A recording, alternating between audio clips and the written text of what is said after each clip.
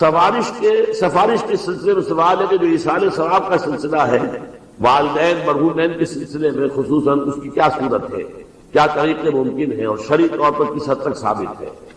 دیکھیے، ایصال ثواب کے ضمن میں دو رائے ہیں ہمارے ہاں۔ اکثریت جو بھی ہمارے ہاں سنی علماء ہیں، دیوبندی بھی بریلوی بھی، وہ اس کے قائل ہیں کہ ایصال ثواب ہوتا ہے مالی عبادت کا بھی اور بدنی عبادت کا بھی۔ بدنی عبادت یہ کہ آپ نے نفل پڑھے اور کہا کہ اللہ ان نوافل کا ثواب میرے والد مرحوم کو، والدہ مرحومہ کو یا کسی اور کو پہنچا دیں، یہ ان کا موقف ہے اور وہ مانتے ہیں۔ خیرات کریں اور خیرات کا کہیں، کسی کی بیوہ کی مدد کریں اور کہیں کہ اس کا ثواب اللہ تعالیٰ ان کو پہنچا دے۔ ایک موقف یہ ہے، وہ زیادہ تر ہمارے ہاں جو اہل حدیث حضرات ہیں ان کا موقف ہے۔ تو میں اگرچہ اس معنی میں کہ میں اہل حدیث مسلک سے متعلق نہیں ہوں، لیکن یہ اس معاملے میں میری رائے وہی ہے، وہ یہ ہے کہ بدنی عبادت کا ایصال نہیں ہے، مالی عبادت آپ نے خیرات کی ہے، صدقہ دیا ہے، کسی غریب کی مدد کی ہے، مسکین کی مدد کی ہے، بیوہ کی مدد کی ہے، یتیم کی مدد کی ہے، کسی مقروض کی مدد کی ہے، مال خرچ ہوا ہو تو اس کی جگہ پر جو ہے آپ اپنا ایصال ثواب اس کا کر سکتے ہیں، بدنی عبادت کریں۔ واللہ عالم۔ اب اس پہ یہ کہ آپ اس پر چاہیں عمل کرنا، لیکن یہ جو ہم کرتے ہیں اس کے لیے محفلیں منعقد کرنا اور قرآن خوانیاں ہو، یہ سب بدعات ہے۔ جو بھی ہوگا انفرادی طور پر ہوگا، اجتماعی کسی شے کا ثبوت موجود نہیں ہے ہمارے پاس۔ اس کے لیے جمع ہونا ہے اور پھر کھانا پینا بھی ہے اور ایک تقریب بن گئی ہے اور وہ ایصال ثواب کے لیے ہے، یہ ساری چیزیں، اور بچوں کو بلایا جا رہا ہے، قرآن پڑھوا رہے ہیں، انہیں پیسے دے رہے ہیں، اور وہ قرآن بھی کیا پڑھتے ہیں، وہ دو ورق جو ہے الٹتے ہیں، وہ پیسے پڑھنے لینے کے لیے تو آئے ہوتے ہیں بیچارے، نہ انہیں سمجھ، یا یہ کہ اچھا بھائی تم ادھر بیٹھ جاؤ، یہ صفحہ تم پڑھ دو، یہ صفحہ میں پڑھ دوں۔ کیا حماقتیں ہیں، ایسے مذاق میں تو سمجھتا ہوں دین کا اور قرآن کے ساتھ تمسخر ہے جو ہوتا ہے، یہ سب بدعات ہے۔ البتہ ذاتی سطح پر آپ نے قرآن پڑھا، اب صبح کے وقت تلاوت کی، اس کا ثواب کسی کو پہنچا دیا، تو جو پہلا مسلک ہے اس کی روح سے جائز ہے۔ میرے نزدیک قرآن پڑھنے سے، نماز سے، نفل سے، اس سے نہیں۔ البتہ مالی جو بھی خیرات ہے، صدقات ہیں، تو اس کا ایصال ثواب ہو سکتا ہے۔ اولاد اگر نیک ہے تو وہ خود صدقہ جاریہ بن جاتے ہیں والدین کے لیے، بشرطے کہ والدین نے ان کی تربیت کی کوشش کی ہو۔ اگر کسی کافر کا بیٹا مسلمان ہو گیا ہے تو اس کافر کو تو اولاد سے کچھ نہیں پہنچے گا، لیکن کوئی شخص مسلمان تھا، اس نے اپنی اولاد کی تربیت بھی اچھے طریقے پر کی ہے، اب یہ جو اولاد نیکی جو کرے گی تو اس سے اس کا بھی ثواب اس کو پہنچتا رہے گا، یہ صدقہ جاریہ کہلاتا ہے۔ اگر ہم اس قرآن کو کسی پہاڑ پر اتار دیتے لَرَأَيْتَهُ خَاشِعًا مُتَصَدِّعًا مِنْ خَشْيَةِ اللَّهِ، تو تم دیکھتے کہ وہ پہاڑ دب جاتا، پھٹ جاتا اللہ تعالیٰ کے خوف اور خشیت سے۔ وَتِلْكَ الْأَمْثَالُ نَضْرِبُهَا لِلنَّاسِ، اور یہ مثالیں ہیں جو ہم لوگوں کے لیے بیان کرتے ہیں، لَعَلَّهُمْ يَتَفَكَّرُونَ، شاید کہ وہ تفکر کریں، غور و فکر کریں۔ قرآن مجید میں وہ مضامین جو بہت لطیف ہوتے ہیں، بہت لطیف ہوتے ہیں، جن کا ادراک عام انسانی عقل سے ماورا ہے، اس کے لیے تمثیلیں بیان کی۔ ما لا یدرک کلہ لا یترک کلہ، اگر وہ مضمون بتمام و کمال سمجھ میں نہیں آ سکتا تو کچھ تو آ جائے تمثیل کے حوالے سے، اگر غور و فکر کریں گے تو بات سمجھ میں آ جائے گا۔ اب اس تمثیل کے حوالے سے سب سے اہم مقام جو ہے قرآن مجید کی اس اصول کے تحت کہ القرآن یفسر بعضہ بعضا، قرآن کا ایک حصہ دوسرے حصے کی تفسیر کرتا ہے۔ سورہ اعراف میں یہ واقعہ مذکور ہے کہ جب حضرت موسیٰ علیہ السلام کوہ طور پر گئے تورات لینے کے لیے، تو وہاں انہوں نے اللہ سے ایک خواہش کا، ایک درخواست کا اظہار کیا۔ مخاطبہ اور مکالمہ تو اس سے پہلے بھی ہو چکا تھا، اب یہ شوق، رب ارنی انظر الیک، پروردگار اب دیدار بھی عطا فرما۔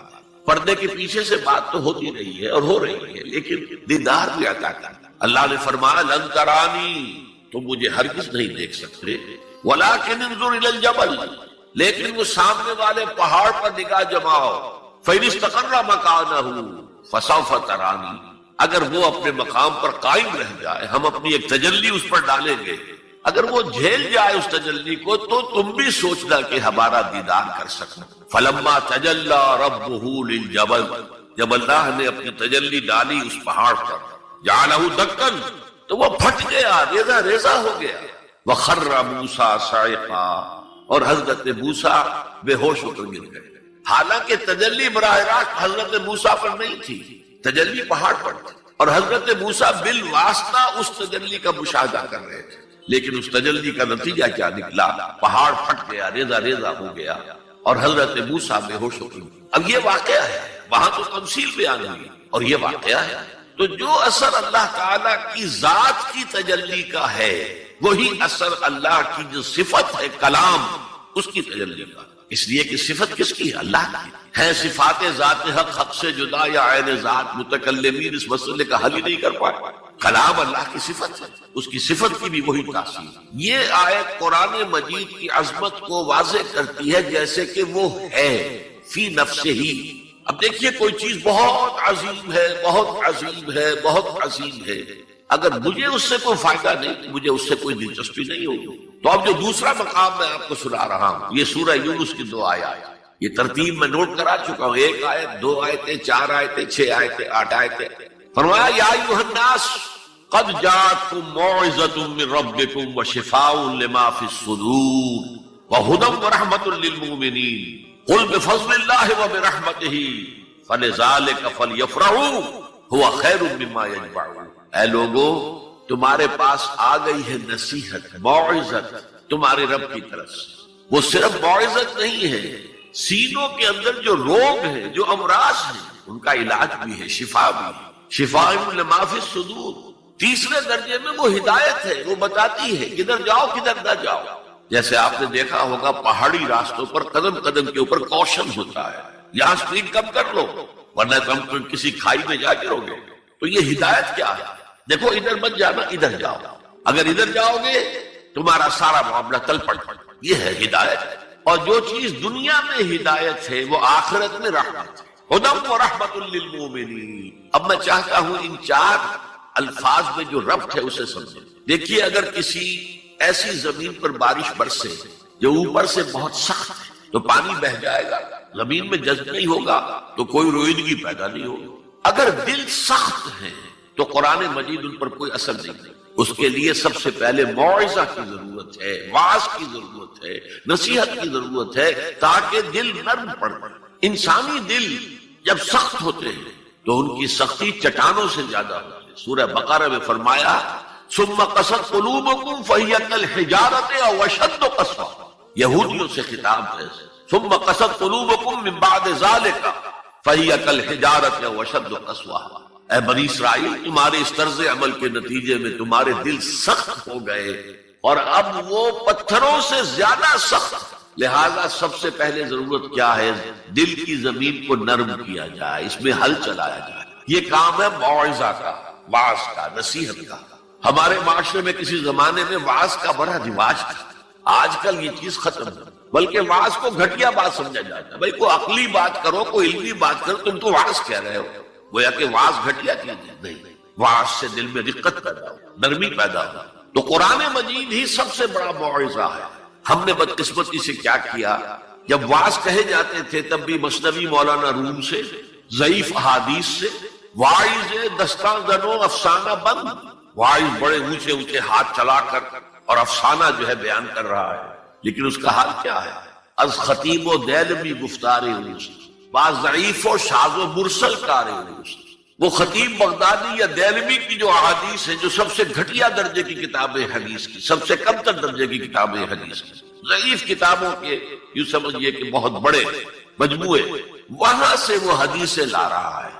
از ضعیف و شاذ و مرسل کار، ضعیف حدیث، شاذ حدیث، مرسل حدیث سے وہ بیان کر رہا ہے۔ قرآن سے اس کا کوئی تعلق نہیں۔ قرآن مجید سب سے بڑا واعظ ہے۔ یا ایھا الناس قد جاءتکم موعظہ، یہ دل کو جب نرم کرتا ہے تو پھر اس میں جذب ہوتا ہے، یہ سیکنڈ سٹیپ ہے اس کا۔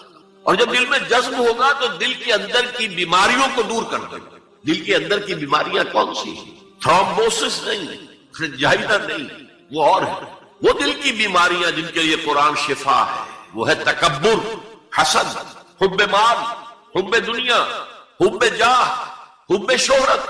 یہ ہیں وہ چیزیں کہ جو اصل ہیں، جو دل کے امراض ہیں، ان سب کو جڑ سے نکال کر پھینک دے گا قرآن حکیم۔ یا ایھا الناس قد جاءتکم موعظۃ من ربکم وشفاء لما فی الصدور، وہ ہدی اور وہ ہدایت ہے انفرادی زندگی کے لیے بھی ہدایت ہے، اجتماعی زندگی کے لیے بھی ہدایت ہے۔ کبھی اگر سورہ فاتحہ پر آپ غور کریں جو ہماری نماز کا جزو لازم ہے، تو ہم پہلے کہتے ہیں الحمدللہ رب العالمین الرحمن الرحیم مالک یوم الدین ایاک نعبد و ایاک نستعین، یہ ہدایت تو ہمیں پہلے ہی ملی ہوئی ہے۔ پھر جو ہم کہتے ہیں اہدنا الصراط المستقیم، اللہ کو ہم نے پہچان لیا، اسے رب العالمین مان لیا، اسے رحمان مان لیا، اسے رحیم مان لیا، اسے روز جزا کا حاکم مطلق مان لیا، تو اب کون سی ہدایت رہ گئی؟ ہدایت تو آ گئی۔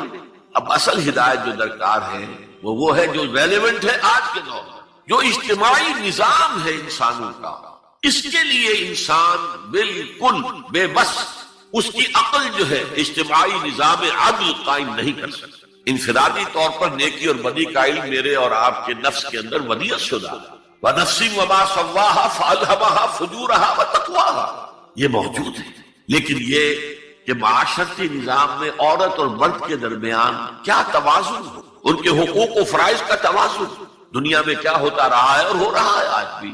یا عورت جوتی کی نوک کے برابر ہے، کوئی اس کی حیثیت نہیں، بھیڑ بکری کی طرح ملکیت ہے، اس کے کوئی حقوق نہیں، اور یا عورت کلوپیٹرا بن کر پورے ملک کی قسمت کا بیڑا غرق کرتی ہے، انسانوں کے شانہ بشانہ ہو کر وہ در حقیقت خاندانی نظام کو برباد کرتی ہے۔ ان دونوں کے درمیان توازن کیسے قائم کیا جائے؟ اب آپ سوچئے، تجزیہ کیجئے۔ اگر مرد سوچے گا، نظام بنائے گا، تو وہ اپنے احساسات سے تو واقف ہے، عورت کے احساسات و جذبات سے تو واقف نہیں ہے۔ عورت نظام بنائے گی تو وہ اپنے احساس و جذبات سے واقف ہے، وہ مرد کے احساسات و جذبات سے واقف نہیں ہے۔ یہ عادلانہ نظام وہی ہستی دے سکتی ہے جس نے مرد کو بھی پیدا کیا، عورت کو بھی پیدا کیا۔ ایک ایمپلائر ایمپلائی ریلیشن شپ ہے، کارخانے دار ہے، وہ لوگوں کو رکھتا ہے مزدور۔ اب جو بھی پروڈکشن ہو رہی ہے، جو نفع ہو رہا ہے، اس میں کتنا حصہ مزدور کا ہونا چاہیے، کتنا سرمایہ دار کا ہونا چاہیے، کون طے کرے گا؟ یا سرمایہ دارانہ نظام بن جائے گا اور مزدور کمر توڑنے والی محنت کرنے کے باوجود زندگی کے بنیادی جو تقاضے ہیں ان کو بھی حاصل نہیں کر سکے۔ میں نے آپ کے ممبئی شہر میں جو اس وقت دیکھا ہے، یہ جو چھوٹے چھوٹے خانے بنے ہوئے کبوتروں کے سے جن میں انسان رہ رہے ہیں اور پوری زندگی ان میں گزارتے ہیں، یہ انسان جبکہ اونچے اونچے محل موجود ہیں، بڑی بڑی عمارتیں موجود ہیں، ایکڑوں پر پھیلی ہوئی کوٹھیاں موجود ہیں، یہ ہے ننگا کیپٹلسٹک نظام، ننگا اوریاں۔ اسی کا رد عمل تھا جو کمیونزم کی شکل میں غائب ہوا، ایکویلٹی ہونی چاہیے، لیکن اس کمیونزم نے شکل اختیار کر لی، ون پارٹی ڈکٹیٹرشپ، تمہیں کوئی حق حاصل نہیں ہے، نہ کچھ کہہ سکتے ہو، نہ تنقید کر سکتے ہو، نہ رائٹ آف ایسوسیشن ہے، نہ right of expression of opinion ہے، بس کام کرو، تنخواہ لو، روٹی کھاؤ، اللہ اللہ خیر۔ یہی وجہ ہے کہ وہ نظام بھی مر گیا۔ اسی طریقے سے کسی بھی نظام میں اگرچہ حاکم مطلق تو اللہ ہے، پھر بھی کوئی نظام آپ بنائیں گے تو کچھ حکام ہوں گے، اولو الامر ہوں گے۔ خلافت راشدہ بھی تھے نا، امیر المومنین تھے، اولو الامر تھے۔ عوام میں اور ان کے درمیان حقوق و اختیار کا توازن کیا ہو، کون طے کرے گا؟ اولو الامر تو چاہیں گے سارے اختیارات ہمارے پاس ہوں، ٹوٹلیٹیرین اسٹیٹ قائم ہو جائے گی، عوام چاہیں گے ہمارے پاس ہوں اور ہمیں اتنی آزادی ہو کہ مادر پدر آزاد ہو جائیں، جو چاہیں گے ہومو سیکسول ہو جائیں، ہومو سیکسول میرجز کریں، ہمیں کوئی روکنے والا نہ ہو۔ تو میں نے آپ کو بتایا اجتماعی نظام کے یہ تین گوشے ہیں، معاشرتی نظام، معاشی نظام، سیاسی نظام۔ آج کے انسان کی اصل ضرورت ہے، اس لیے کہ اس طرح کا ہمہ گیر نظام اس سے پہلے تھا ہی نہیں، لوگوں کو آزادیاں تھیں۔ آج آپ کا پورا تعلیمی نظام بھی اسی نظام کے تحت ہے۔ آپ کہاں لے جائیں گے اپنے بچوں کو؟ آپ ان کے حوالے کر کے اپنے ہاتھ دھو لیتے ہیں، you wash your hands of your children. وہ نظام جو چاہے گا بنا دے گا ان کو۔ گلا تو گھونٹ دیا اہل مدرسہ نے تیرا، کہاں سے آئے صدا لا الہ الا اللہ؟ کیا کریں گے؟ انہیں کہیں کسی تہخانے میں تو بند نہیں کر سکتے۔ آپ اپنے گھر میں ٹیلی ویژن نہیں لائیں گے، وہ جا کر دکان پہ دیکھیں گے۔ جب تک نظام درست نہ ہو، اور نظام کی ہدایت ہے جو قرآن نے دی ہے اصل، ورنہ اخلاقیات کا معاملہ میں آپ سے عرض کر دوں کہ یہ تو نوع انسانی کی مشترک میراث ہے۔ سچ بولنا اچھا ہے، جھوٹ بولنا برا ہے، کون نہیں جانتا؟ کیا ہندو نہیں جانتا؟ کیا بدھ مت کا پیرو نہیں جانتا؟ وعدہ کرنا اچھا ہے، وعدہ خلافی بری ہے، کون نہیں جانتا؟ عیسائی نہیں جانتا، یہودی نہیں جانتا، سب جانتا۔ بیسک ہیومن مورالٹی تو ہمارے اندر ہے، جیسا کہ میں نے آیت آپ کو سنائی، وَنَفْسٍ وَمَا سَوَّاهَا فَأَلْهَمَهَا فُجُورَهَا وَتَقْوَاهَا۔ انسان کا نفس جو اللہ نے پوری طرح تیار کر دیا، نوک پلک سوار دی، اور اس میں نیکی اور بدی کی تمیز ودیعت کر دی۔ لہذا اصل ہدایت ہے آج جس کی ضرورت ہے وہ اجتماعی نظام. 2 منٹ اور لے لوں آپ کے. 300 سال سے انسان اسی اجتماعی عدل کی تلاش میں ادھر سے ادھر ٹھوکرے کھا رہا ہے. کوئی 250 برس سے زیادہ ہو گئے ہیں. فرانس میں انقلاب آیا، کیوں آیا؟ یہ بادشاہت، وزارت. بادشاہ کون ہے؟ وہ بھی انسان ہے، ہم بھی انسان ہے. اسے کیا حق ہے کہ وہ حکومت کرے؟ لہذا انقلاب آیا، سخت خونی انقلاب آیا. لوگوں نے چاہا کہ عدل ہو، لہذا فرینچ ریولوشن آیا. لیکن چونکہ وہ ریولوشن یک طرفہ تھا، صرف سیاسی نظام بدلا، معاشی نظام نہیں بدلا. سود موجود رہا، لہذا اس کے بعد کیپٹلزم کی لعنت مسلط ہو گئی. پہلے لارڈز اینڈ بیرنز اور بڑے بڑے زمیندار اور جاگیردار سروں پر مسلط تھے، اور اب کارخانے دار اور کیپٹلسٹ مسلط ہو گئے. آج کی جمہوریت کیا ہے؟ دس از دی ڈکٹیٹرشپ آف دی کیپٹلسٹ. یہ تو اصل میں کیپٹلزم ہے، کیپٹلسٹ کی ڈکٹیٹرشپ ہے جس وقت ہو رہی ہے. اچھا، اس سے نجات پانے کے لیے چھلانگ لگائی دوسری طرف کمیونزم، تو وہ میں آپ کو بتا چکا ہوں. وہاں انفرادی آزادی ختم ہو گئی، اب وہ بھی مر گیا. اب فوکو یاما نے تو کتاب لکھ دی اینڈ آف ہسٹری. بس ثابت ہو گیا کہ ہمارا نظام لبرل سیکولر ڈیموکریسی اور انٹرسٹ بیسڈ کیپٹلزم، اس سے بہتر کوئی نظام ہے ہی نہیں، سب ختم ہوگا. لیکن ایک نظام ہے جس کا انہیں اندیشہ ہے، جو ابلیس کی زبان سے اقبال نے کہلوایا تھا، ہے اگر کوئی خطر مجھ کو تو اس امت سے ہے جس کی خاکستر میں ہے اب تک شرارے آرزو. خال خال اس قوم میں اب تک نظر آتے ہیں، وہ کرتے ہیں اشکے سحرگاہی سے جو ظالم وضو. بڑے نیک لوگ بھی موجود ہیں، لیکن بحیثیت مجموعی امت کا حال کیا ہے؟ جانتا ہوں میں یہ امت حامل قرآن نہیں، جانتا ہوں میں یہ امت حامل قرآن نہیں ہے، وہی سرمایہ داری بندہ ہے مومن کا دین. جانتا ہوں میں کہ مشرق کی اندھیری رات میں بے ید بیضا ہے پیران حرم کی آستین. پیر ہیں، مرشد ہیں، ان کی آستینوں میں ید بیضا نہیں ہے، حضرت موسیٰ کا. بہرحال فوکو یاما کی نفی کی پھر بعد میں، اور کتاب لکھی گئی کلیش آف سیویلائزیشنز، تہذیبوں کا ٹکراؤ ابھی آئے گا. تو میں اس سے زیادہ اس ایشو پر نہیں جانا چاہتا. ہدایت، انفرادی ہدایت بھی قرآن میں ہے، اور سب سے بڑھ کر اجتماعی ہدایت جس کی آج کے انسان کو سب سے زیادہ ضرورت ہے، یہ سسٹم آف سوشل جسٹس جو صرف اللہ دے سکتا ہے. اس لیے کہ کارخانے دار بھی اسی کی مخلوق ہے اور مزدور بھی اسی کی مخلوق. جو اولو الامر ہے وہ بھی اسی کے پیدا کردہ ہے، اور جو عوام ہے وہ بھی اسی کے پیدا کردہ ہے. مرد بھی اسی کا پیدا کرتا ہے، عورت بھی اس کی پیدا کرتا ہے. جیسے ایک حدیث میں آتا الخلق عیال اللہ، تمام مخلوق اللہ کے کلبے کے معنی. وہ عدل دے گا، وہ سوشل جسٹس دے گا، وہ توازن دے گا آپ کو معاشرتی نظام میں، معاشی نظام میں، سیاسی نظام. اس کا نتیجہ چوتھا جو نکلے گا رحمت للمومنین، اب وہ رحمت ہوگی آخرت. جیسے حضور نے فرمایا الزہراوین نام دیا سورہ بقرہ کو اور سورہ آل عمران. الزہراوین، زہرا کہتے ہیں بہت تابناک حضرت فاطمہ زہرا رضی اللہ تعالی عنہ. الزہراوین یہ 2 بدلیوں کی صورت میں میدان حشر میں ظاہر ہوں گی، اور جو ان سے محبت کرنے والے تھے ان پر سایہ کریں گی، جبکہ کسی کے لیے کوئی سایہ نہیں. تو یہ رحمت کا ظہور ہوگا قرآن کا قیامت کے دن. اب اگلی آیت دیکھیے، قل بفضل اللہ وبرحمتہ، اے نبی ان سے کہہ دیجئے یہ اللہ کے فضل اور اس کی رحمت کا مظہر ہے کہ اس نے تمہیں قرآن مجید جیسی کتاب ہدایت دی، جو موعظہ بھی ہے، شفاء لما فی الصدور بھی ہے، دنیا میں ہدایت بھی ہے، آخرت میں رحمت بھی ہے. قل بفضل اللہ وبرحمتہ فبذلک فلیفرحوا، اگر جشن منانا ہے تو اس کا مناؤ، خوشیاں منانی ہے تو اس کی مناؤ. ہوا خیر مما یجمعون، یہ دولت ان تمام چیزوں سے زیادہ قیمتی ہے جو انسان جمع کرتا ہے. دولت جمع کرتا ہے، مال، اسباب، جائیداد، کاروبار، اور محل بناتا ہے، اس میں بڑا اعلیٰ فرنیچر رکھتا ہے، اس میں لا کر ڈیکوریشن پیسز کہاں کہاں سے پوری دنیا سے لا کر رکھتا ہے. ان سب سے کہیں زیادہ قیمتی شے قرآن ہے. اب آئیے 4 آیات سورہ رحمان کی، اولین 4 آیات. الرحمن، یہ جملہ نہیں بنا، یہ تو صرف مبتدا ہے، لیکن آیت پوری ہے. الرحمن علم القرآن خلق الانسان علمہ البیان. یہ اصل میں جو 4 آیتیں، ان میں 4 چوٹی کی چیزوں کا بیان ہے، ٹاپ موسٹ چیزیں. اللہ کے ناموں میں سب سے پیارا نام رحمان ہے، اگرچہ قرآن میں کثرت سے آیا ہے اللہ. وہ کیوں؟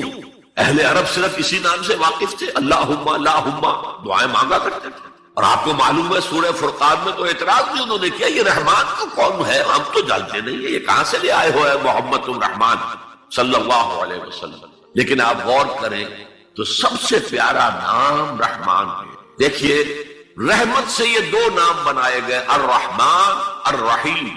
113 مرتبہ تو تمام صورتوں کے سے پہلے یہ آیت موجود ہے، الرحمن الرحیم، بسم اللہ الرحمن الرحیم. سورہ فاتحہ میں الحمدللہ رب العالمین الرحمن الرحیم. ان میں فرق کیا ہے؟ یہ جو فعلان کا وزن ہے، اس پر جو عربی میں لفظ آتے ہیں، اس میں کسی صفت کی ہیجانی کیفیت، طوفانی کیفیت، ٹھاٹھے مارتا ہوا سمندر، پہاڑوں ایسی لہریں، اسی سے غضبان بنا ہے، انتہائی غضبناک، بہت غصہ. اسی سے جوعان بنا ہے، بھوک سے مر رہا ہوں میں، انا جوعان. اسی سے عطشان بنا ہے، میں پیاسا مر رہا ہوں. اللہ کا لفظ، اللہ کا نام رحمان ظاہر کر رہا اللہ کی رحمت ٹھاٹھے مارتے ہوئے سمندر کی طرح. اور رحیم فعیل کے وزن پر ہے، جس میں دوام ہوتا ہے، تسلسل ہوتا ہے. تو اللہ کی رحمت جہاں ٹھاٹھے مارتے ہوئے سمندر کی طرح ہے، ساتھ ہی وہ آہستگی کے ساتھ مسلسل بہنے والے دریا کے مانند بھی ہے، تسلسل کے ساتھ. اب ان دونوں کا ریلیشن اگر میں آپ کو ایک مثال سے سمجھاؤں، اگر کہیں کسی بس کا ایکسیڈنٹ ہو جائے اور آپ دیکھیں کوئی عورت جو ہے مردہ ہو گئی ہے اور کوئی شیر خوار بچہ اس کی چھاتی سے چمٹا ہوا، اسے کیا پتا میری ماں مر گئی، اور کوئی آئیڈینٹیفیکیشن نہیں ہو رہی، کچھ پتا نہیں ہے یہ کون خاتون تھی، کہاں سے آئی تھی، کچھ نہیں. آپ بتائیے اس وقت کون سا انسان ہوگا جس کے دل میں رحمت کا دریا جوش نہ مار جائے، اس بچے کی سرپرستی میں کر دوں. یہ انسان کی فطرت ہے. لیکن جب وہ گھر لے جائے گا تو ہو سکتا ہے کچھ دن کے بعد وہ محسوس کرے کہ میں نے خامخواہ کو یہ بوجھ اپنے اوپر لے لیا ہے، میرے تو اپنے بچے بہت تھے. گویا کہ جوش تو آیا، دوام اس میں نہیں ہے. اللہ کی رحمت ٹھاٹھے مارتے ہوئے سمندر کی طرح بھی ہے اور اس میں دوام ہے، دریاؤں کا سا دوام، تسلسل سے بہنے والا. اور سب سے پیارا میں کیوں کہہ رہا ہوں یہ نام، ہمیں سب سے بڑی ضرورت رحمت کی ہے. دیکھیے اللہ رازق ہے، اللہ رازق ہے، ہمیں رزق دیتا تاکہ ہم زندہ رہیں، اور اس نے ہمیں زندگی اس لیے دی ہے لِيَبْلُوَكُمْ أَيُّكُمْ أَحْسَنُ عَمَلًا، تاکہ تمہارا امتحان لے. تو رزق دینا اس کی ضرورت ہے، میری ضرورت نہیں ہے. مجھے زندہ رکھنا چاہتا ہے تاکہ وہ امتحان میں دوں تو رزق دے گا مجھے. لیکن رحمت کون سی چیز ہے؟ میں حدیث آپ کو سناتا ہوں. ایک دفعہ آپ نے فرمایا کوئی انسان محض اپنے عمل کی بنیاد پر جنت میں داخل نہیں ہو سکے گا جب تک کہ رحمت خداوندی دستگیری نہ کرے. اسی صحابی رضی اللہ تعالی عنہ نے بڑی ہمت سے، جرأت سے، بلکہ ہم کہہ سکتے جسارت سے کام لیا کہ پوچھ لیا حضور کیا آپ بھی؟ فرمایا ہاں میں بھی، الا یتغمدنی ربی برحمتہ، میں بھی داخل نہیں ہو سکوں گا جنت میں جب تک کہ میرا رب مجھے ڈھانپ نہ لے اپنی رحمت سے. تو سب سے پیارا نام کون سا ہوا؟ الرحمن. اب آئیے اگلی آیت، علم القرآن، اس نے قرآن کی تعلیم دی. جو پچھلا مقام ہم نے دیکھا تھا قل بفضل اللہ وبرحمتہ فبذلک فلیفرحوا، اس اللہ تعالیٰ نے قرآن کا علم دیا. لیکن آپ سوچئے جو دوسرے علوم ہیں وہ کس نے دیے ہیں؟ یہ سارا سائنٹیفک نالج اور ٹیکنالوجی، یہ وہی تو علم آدم الاسماء کا ظہور ہے جو ہو رہا ہے. پوٹینشلی یہ سارا مادی علم حضرت آدم کی شخصیت میں ودیت کر دیا گیا تھا. پوٹینشلی جیسے آم کی گٹھلی میں پورا آم کا درخت ہے، علم آدم الاسماء کلھا، تمام نام سکھا دیا. اور ساتھ ہی وہ ایپریٹس دے دیا جس سے کہ یہ علم جو پوٹینشل تھا یہ ایکسفولیٹ ہو سکے، یہ کھلے. جیسے کہ کلی بند ہوتی ہے پھر کھلتی ہے تو 5 پتیاں ظاہر ہیں، ایکسفولیشن. وہ ایپریٹس کیا ہے؟ ان السمع والبصر والفؤاد کل اولئک کان عنہ مسئولا. کانوں سے سنو، آنکھوں سے دیکھو، اس دماغ میں سینس ڈیٹا فیڈ کرو، پروسیس کرو، نتیجہ نکالو، میموری کے حوالے کر دو، اور سوچو اور دیکھو اور مشاہدہ کرو، نتائج سے نکالو، پچھلی میموری سے اس کو ٹیلی کرو، کوئی نئی چیز مل گئی ہے تو اس کو بھی سٹور کر لو. یہی ہے نا. میں مثال دیا کرتا ہوں کہ کسی شخص نے ہمارے آباء و اجداد میں سے کوئی 1000ویں پیڑھی ہماری ہوگی، ابھی تک انسان کسی سورس آف انرجی سے واقف نہیں تھا، پھل کھاتا تھا یا گوشت کچا کھاتا تھا. کسی شخص نے دیکھا کہ اوپر سے ایک چٹان گری اور نیچے بھی چٹان تھی، تو آگ کا شعلہ برآمد ہو گیا. اوہ یہ کیا ہے؟ اب اس نے ویریفائی کرنے کے لیے 2 پتھر لیے، ٹکرائے، شعلہ پیدا ہو گیا، آگ ایجاد ہو گئی، the most primary source of energy. اس سے آگے کسی نے دیکھا کہ ہانڈی چڑھی ہوئی ہے چولہے کے اوپر اور ڈھکنا اس کا ہلا، اسے کون ہلا رہا ہے؟ کوئی جن ہے، بھوت ہے، کون ہے؟ بعد میں معلوم نہیں، یہ سٹیم ہے، سٹیم میں طاقت ہے۔ سٹیم انجن ایجاد ہو گئے، چل پڑی گاڑیاں، فرنٹیئر میل آتا تھا پشاور سے بمبئی تک، چلا رہا ہے اسی سٹیم انجن سے۔ تو یہ علم ہمارا تدریجاً آگے بڑھا، لیکن یہ دیا ہوا اللہ کا ہے۔ لیکن تمام علوم میں چوٹی کا علم قرآن کا علم۔ میں کہہ رہا تھا نا، ان 4 چیزوں میں 4 چوٹی کی چیزیں۔ اللہ کے ناموں میں سب سے پیارا نام رحمان، جو علم اس نے دیا تمام مخلوقات میں، اس میں چوٹی کا علم جو ہے وہ قرآن کا علم۔ اب آئیے، خلق الانسان، پھر سوچے انسان کو پیدا کیا تو کیا جنوں کو نہیں کیا؟ کیا فرشتوں کو نہیں کیا؟ کیا یہ گیلیکسیز پیدا نہیں کی؟ کیا چاند اور سورج نہیں پیدا کیا؟ کیا ہماری زمین کے اوپر زندگی کی جو شکلیں ہیں، نباتاتی اور حیواناتی، یہ چرند ہیں اور پرند ہیں اور مچھلیاں ہیں، کس نے پیدا کیا؟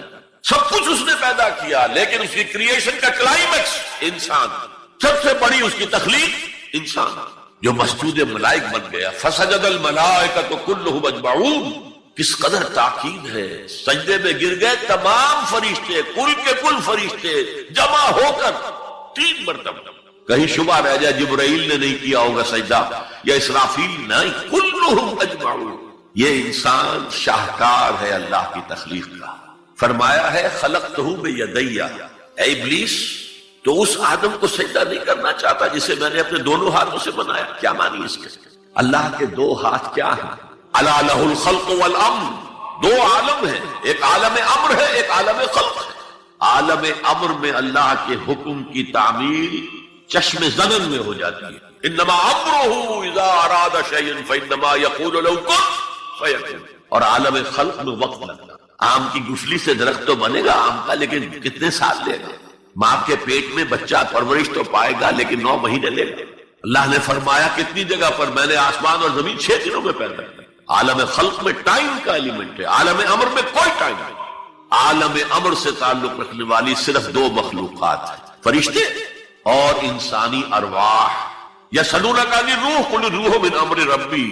اور عالم خلق سے ہمارا یہ جسم ہے، حیوانی وجود ہمارا جو زمین سے آیا ہے، منہا خلقناکم وفیہا نعیدکم ومنہا نخرجکم تارۃ اخری۔ یہ یہاں سے آیا تو یہی چلا جائے گا، روح وہاں سے آئی اور وہی لوٹے گی۔ انا للہ وانا الیہ راجعون، یہ ہمارا جسم تو نہیں جائے گا۔ الرحمن علم القرآن خلق الانسان علمہ البیان۔ انسان کو جو صلاحیتیں دی اللہ نے، ان میں سب سے بڑی صلاحیت قوت بیان۔ اسی لیے انسان کو اہل منطق کہتے ہیں حیوان ناطق، بولنے والا حیوان، یہ اپنے آپ کو ایکسپریس کرنے کی صلاحیت۔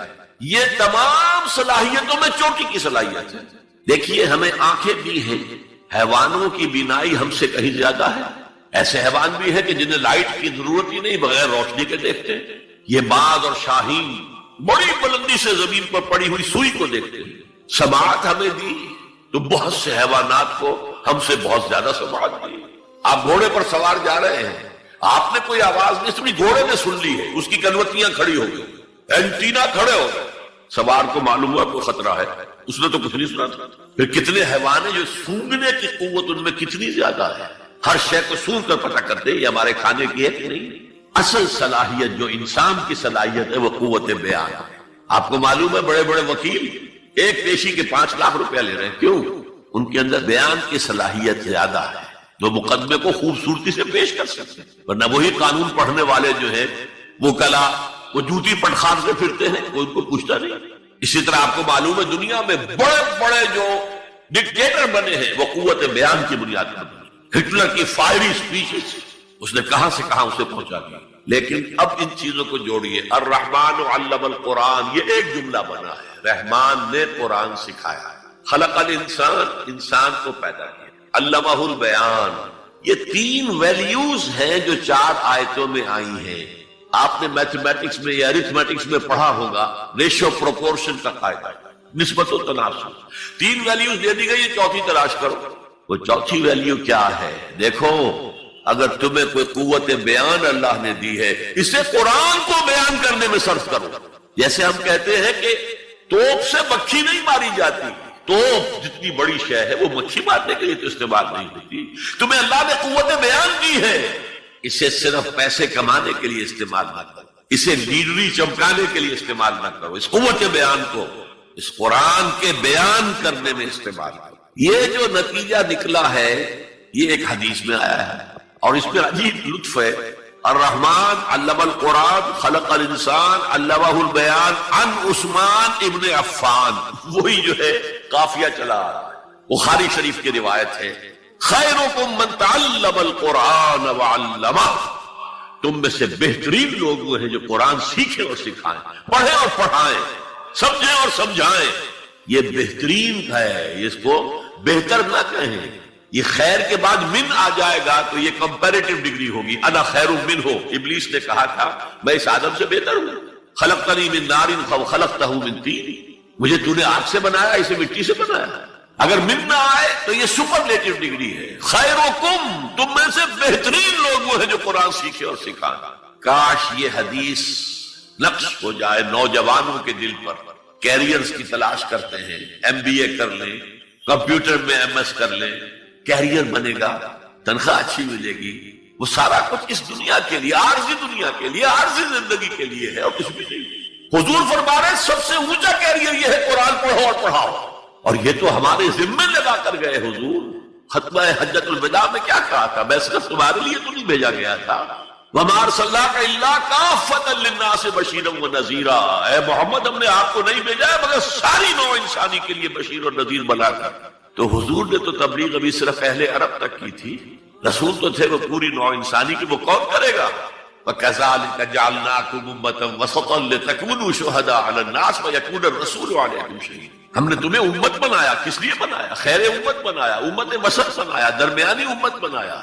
ایک کڑی ڈال دی ہے. دیکھیے حضور سے پہلے رسالت 2 کڑیوں پر مشتمل تھی. صرف اللہ سے جبرائیل نے لیا اور وقت کے رسول کو پہنچا دیا. اب وقت کا رسول پہنچا رہا ہے آگے. رسالت 2 کڑیوں پر تھی. حضور پر آ کر جب رسالت اور نبوت کی تکمیل ہو گئی، ختم ہو گئے، تو تیسری کڑی لگ گئی. اللہ سے لائے جبرائیل، پہنچایا قرآن کو. حضور نے پہنچایا امت کو اور امت کے ذمہ اب پہنچاؤ ایک ایک انسان کو.